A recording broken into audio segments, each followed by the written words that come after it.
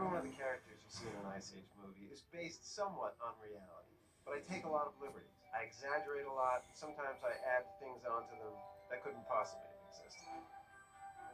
It's an artistic choice more than a scientific choice. They want to make it, interesting and appealing, and they want to be able to convey a lot of the emotion. It evolves, and it comes through us working and trying to find comedy and find character.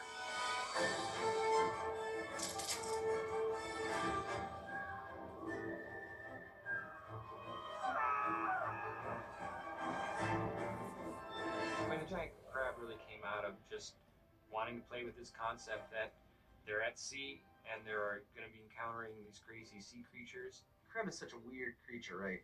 We look at it and it's not something we can identify with. Their eyes are these weird spindly things at the end of these antennas. They walk sideways. They've got these terrifying pinchers. He's pretty much designed like a real crab. He's got lots of extra horns on him because it's the Ice Age. And also, I added these two big eyes at the end of these stalks, which I think are hilarious. We believe that a lot of these crustaceans evolved actually for something very similar to an arid crab, which means that it's basically a smaller animal, a soft body, that used to use shells from other organisms, in this case gastropods, other mollusks, to protect himself. And actually throughout evolution, they actually got to get out. They're part of a group that we now call arthropods, which means that they have an external skeleton instead of internal one. So you can think about it as like being covered in a segmented armor. The truth is, the animals that exist today are just as bizarre as the characters that existed 10,000 years ago. So, if you do research on crabs, you're going to find some very, very scary looking stuff.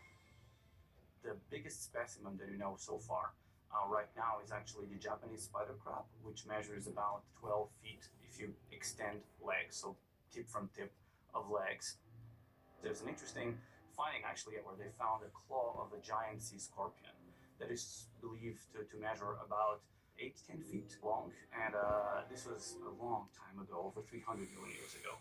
And of course, we have other animals like giant squid that everybody's known about. So based on all these things, there are assumptions that could have been huge arthropods, crustaceans, but there's no real fossil evidence about it. Oh, holy crab! Our giant crab is not a realistic crab at all. He's very cartoony. He has to be a little scary. It couldn't just be a fish, because if a fish was on the surface of the boat, then, that's not very threatening. So it had to, be able to walk around. And we have to kind of show he's angry, which real crabs don't really give you a lot of emotion. So we stuck some eyes on top of him on stalks so he could look angry. Because we play with the sort of the prehistoric elements of Ice Age, so it doesn't matter if it's huge like that. We could say, a giant crab existed. And then as we get into the storytelling, well, what can be fun is that he appears like a monster to begin with, and then faced with what Sid and the guys are going through down this giant wave, And all of a sudden just turn it into like a kid basically just as scared as everybody else for this wild ride that they're about to go on. We look at all kinds of animals that may have existed at that time, and whales and dolphins and narwhals did exist at the time of the Ice Age. Narwhals are such interesting looking animals to begin with. There's not a lot you have to do. I mean, after all, they look like small whales with unicorn horns. It's done. They're definitely scientifically accurate with the narwhals that we see today.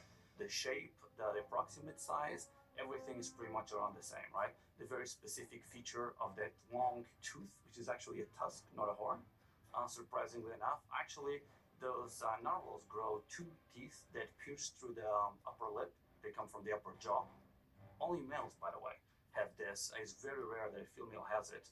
And although 2 teeth grow up, only a big one on the left will keeps going and can go all the way to 2-3 meters long. They just move in an effortless way, but at the same time, it feels like just one giant muscle. We just didn't want to make them move too fast because then they would feel small, less imposing. And the trick there was really you just move it effortlessly, but then you see this tremendous speed and this ground that they're crossing. But it became kind of a fun thing for Gut to be able to have control over and a way of providing his ships to move or for him to ride like a jet ski, and also dangerous for our guys because of the spikes. These narwhals in the film are essentially tools of war that the pirates use. So it's interesting pulling some of that stuff from war and just in their expressions, just having that sort of feeling where they feel like jets coming in to strike.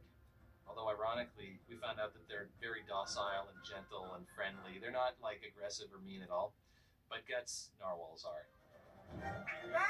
Any last words? That's your pet? Precious the whale is really cool. She is this giant whale. I mean, she is the size of like a landmass, basically, in this movie. I mean, her character actually is a set that we interact with in the movie. Ugh, it smells worse than me. It's a perfect opportunity because people are sort of familiar with characters going inside whales, but we just took a different take on it, like Hunt for Red October or something like that. Centrifuge was 45 degrees north. Red is done running. I needed Precious to look like a whale, but I also wanted her to look big and scarier than a whale that we would see today. In fact, I added great big teeth on her, which a sperm whale would not have. I also added lumps along her back that gave her a slightly, almost dinosaur quality. I wanted her to look big, ancient, and scary. A recent finding actually talks about a sperm whale about the same size of the sperm whales we have right now and pretty much the same kind of general features. And it was actually called Leviathan melville. And the reason for that was as an homage of the author Melville for the Moby Dick. And he actually looks like a sperm whale. However, their teeth is about 1 foot long per tooth, which actually kind of resembles the whale in the movie. The way the animators approached Precious was we knew we couldn't do much because she feels so light. So what was important was that in her overall posture and her expression, she felt like she was emoting something. We designed the eyes and to have a little bit of an eyebrow and some expressiveness around the eyes so we could see that Precious is friendly and happy. Precious is a character who we want to know that she's got feelings, that she's thinking, but in that case, we felt that a natural whale call could emote all of those feelings without words. It just became a great thing to use at the climax of the movie, especially to have Granny and Sid save everybody by something that Granny had done, which is making friends with this giant creature. Aw, Mama loves you too. I try to make all the characters as human as possible, while still retaining what makes them an animal. Watching movies with sea animals and, in this case, prehistoric sea animals will help kids or engage their curiosity to go look for the real thing. How these animals behave, where do they live, what do they eat, what do they do? There's definitely a world of things that can be found.